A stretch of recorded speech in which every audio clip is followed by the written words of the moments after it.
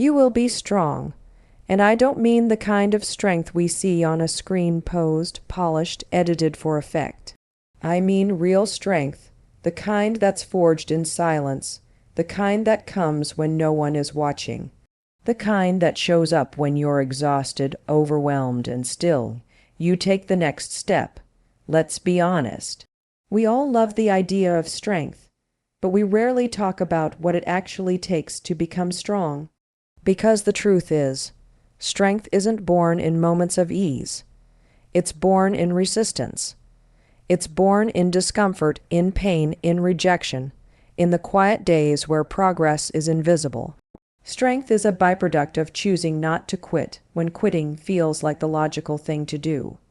Psychologically speaking, what we call strength is often the result of resilience conditioning. And that doesn't come from positive affirmations alone. It comes from stress controlled, sometimes chaotic, and how you respond to it. There's a powerful principle in behavioral science called hormesis. It's this idea that a small amount of stress, when managed correctly, makes an organism stronger. Think of muscles. If you don't push them, they don't grow. In fact, they start to break down. The same is true for your mindset, your habits, your spirit. Now, here's the paradox most people miss. The very thing you're avoiding, the discomfort, the hard conversation, the challenge, unknown, is the very thing that contains your next level of strength. Every time you say, "I can't," and walk away, you reinforce weakness.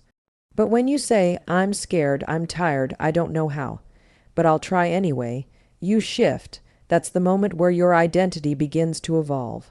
There's something deeply philosophical here, too. The Stoics, people like Epictetus and Marcus Aurelius, they didn't view adversity as something to escape. They believed it was the path. Life, to them, wasn't supposed to be easy, and more importantly, it didn't have to be. Because ease doesn't make you wise, and it certainly doesn't make you strong. What makes you strong is how you relate to difficulty. Not whether you avoid it, but how you engage with it. And you might be thinking, "But you don't know what I'm going through." You're right, I don't. But what I do know is this. You have survived every hard thing you've ever been through up until now. You're still here, which means there is proof, evidence, that you already have strength, but maybe you haven't seen it clearly yet. Maybe you've underestimated what you're capable of because you've been measuring strength as something loud, something visible, when most of the time, it's quiet. It's the strength to not respond to that toxic comment, the strength to wake up and try again after failing, the strength to tell the truth when it's easier to lie. That is strength too. Let's take it further. Strength isn't just endurance, it's ownership, owning your thoughts, owning your choices, owning the fact that while you can't control what happens, you can absolutely control how you show up. That's what separates people who grow from pain from those who stay stuck in it. One uses pain as a prison, the other a platform. When you start to reframe your struggles as tools, everything changes. Suddenly, that heartbreak isn't just something that broke you. It taught you boundaries. That failure wasn't the end. It was feedback. That rejection, it redirected you towards something better.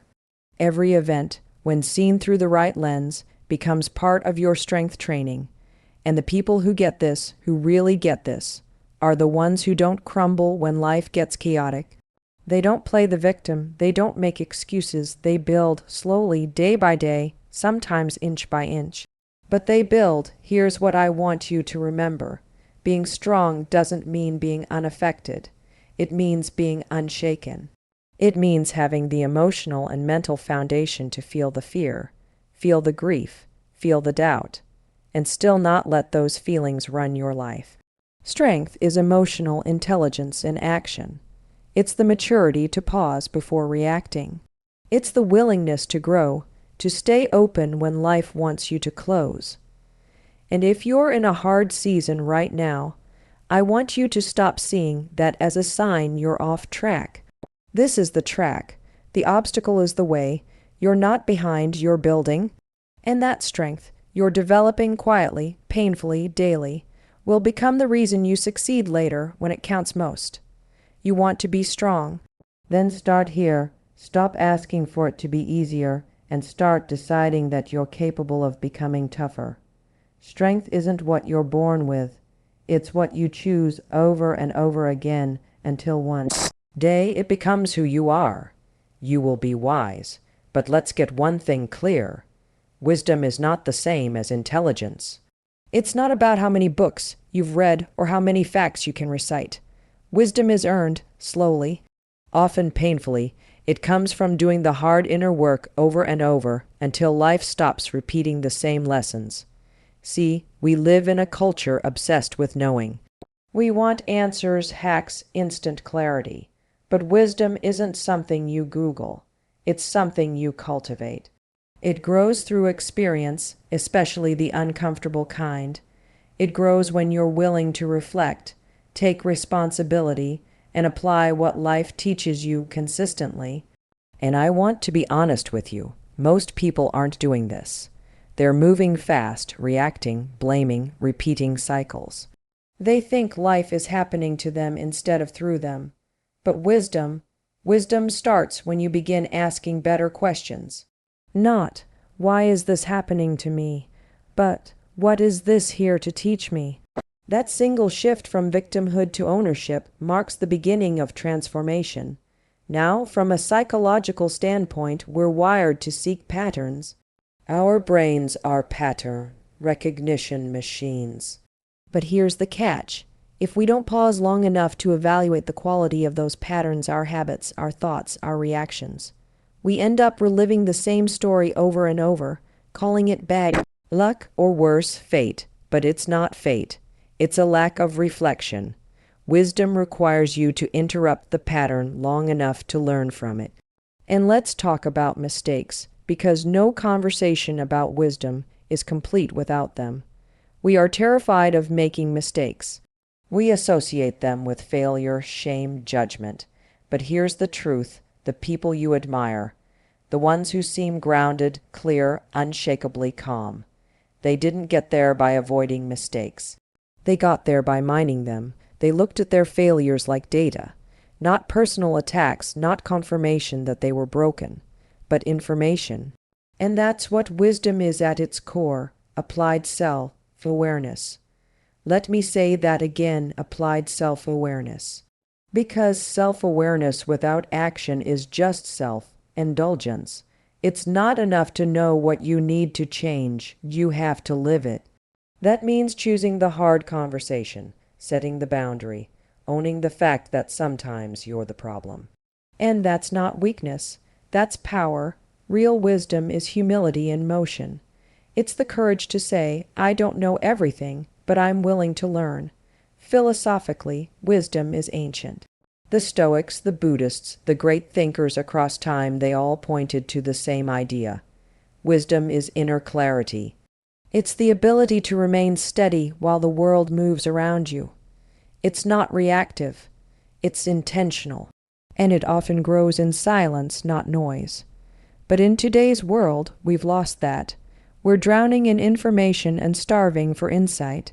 We confuse opinion with truth, speed with progress, noise with meaning.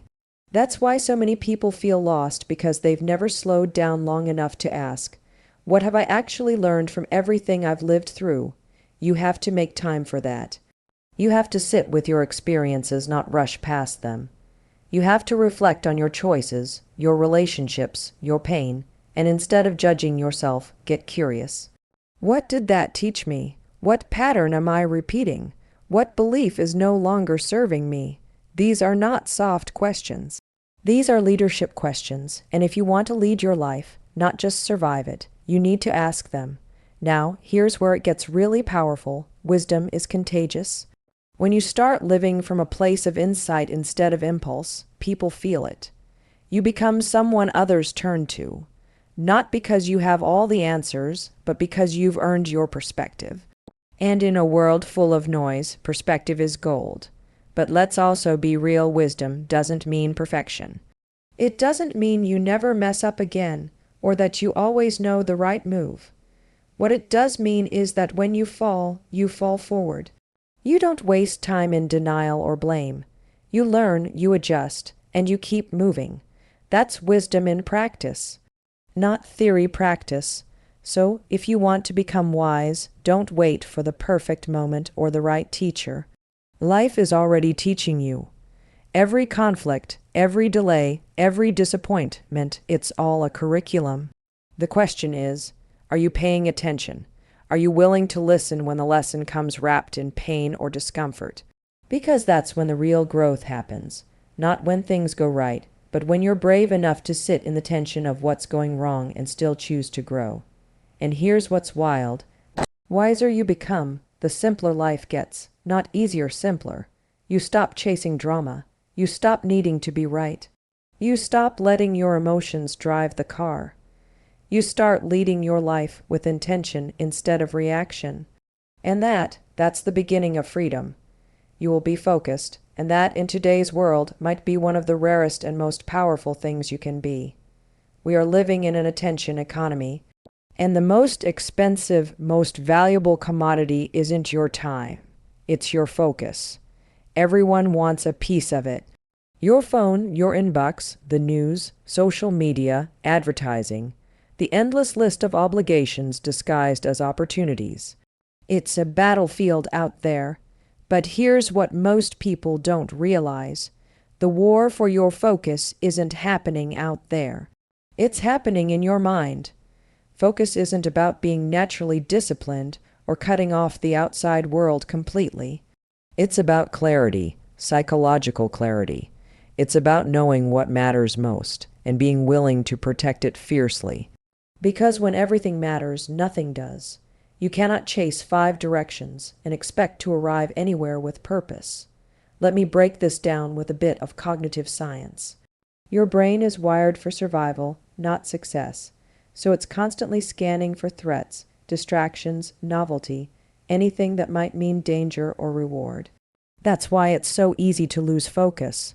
Not because you're lazy, not because you lack willpower, but because your brain is doing what it was designed to do. The question is, are you going to let your biology run the show, the prefrontal cortex, the part of your brain responsible for focus, decision, making, planning? It gets fatigued fast, and every distraction, every interruption, burns precious energy. That's why multitasking is a lie. You're not doing 5 things at once. You're just switching your attention back and forth poorly. And each time you do that, you weaken your focus muscle. So what do? You train it, the same way you would train your body. You create mental habits, boundaries, rituals, whatever it takes to protect your concentration and reinforce your priorities. Focus is a skill, and like any skill, it grows through repetition and commitment. But there's something deeper here, something philosophical. Focus is also a moral choice, a value statement. When you decide what to focus on, you are declaring what matters. And that's not small, that's not casual, that's everything, because your life becomes what you consistently give your attention to. So ask yourself, what are you feeding your focus? What gets your best energy? What do you prioritize when no one's forcing you? That's your real life. Not your goals, not your vision board, your habits, and the hard truth. If you're not directing your focus intentionally, someone else will do it for you. Now, here's where things get personal. Staying focused doesn't mean you won't be tempted, tired, or overwhelmed. You will. That's part of it. Focus isn't about perfection, it's about the return. The ability to notice when you've drifted and come back to what matters. Again and again and again. That's the discipline. That's where the power is. Most people quit not because they aren't capable, but because they get distracted. They start chasing shiny things. They let other people's urgency override their own priorities.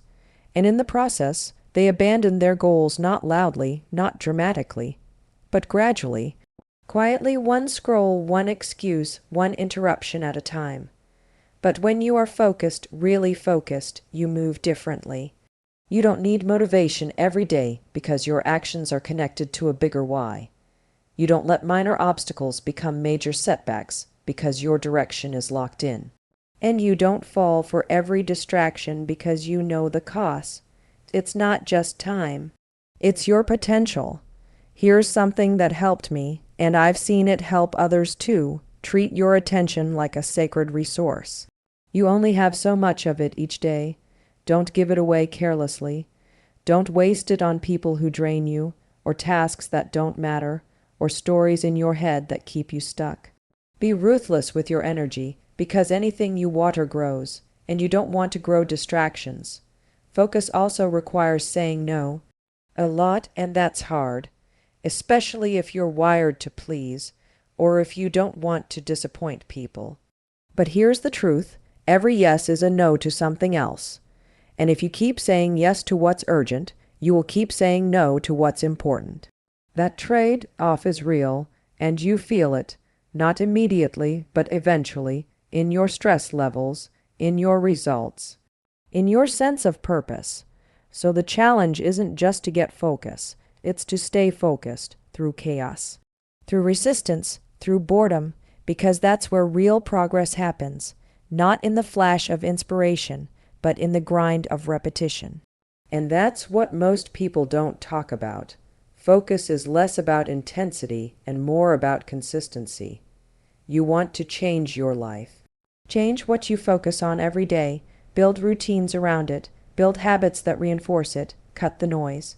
Protect your mind like your future depends on it, because it does. You've heard it before, maybe in different words, but I'll say it plainly. You don't become strong, wise, and focused by accident. You become that person through choice, through repetition, through the tiny, unglamorous decisions you make when no one is clapping and no one is watching. We love the idea of change. We love the highlight reel. We obsess over breakthrough moments, those huge wins, the turning points. But most of what builds your future doesn't look like a breakthrough. It looks like a habit.